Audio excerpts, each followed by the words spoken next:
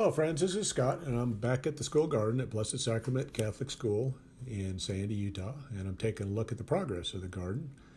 The potatoes in the bags are doing well, and the potatoes, these two rows in ground, are doing well.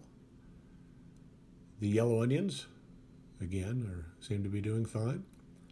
Here's my weed patch I haven't got to yet, but I did manage to plant some cantaloupe and some different watermelons and other things in here.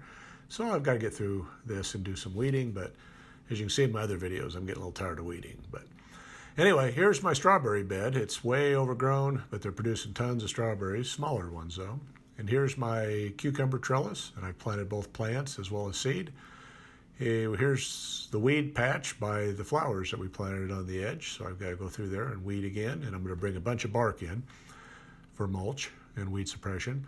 Here's tomatoes. There's 2 beds of tomatoes. The first one, and in the middle of the raised bed we have some looks like some Swiss chard and a couple peppers. I need to get more peppers.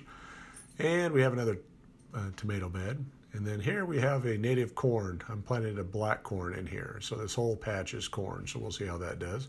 Here's the compost bin I built for the garden many years ago. It's empty at the moment other than trash, so I need to start composting. Here's a look back over the garden. And I've got more to plant, especially root crops, but we're getting there. And I got some more weeds to take on and some more mulch. Well, thanks for watching, and I'll keep you updated on all my projects that I'm up to. Thank you for your support.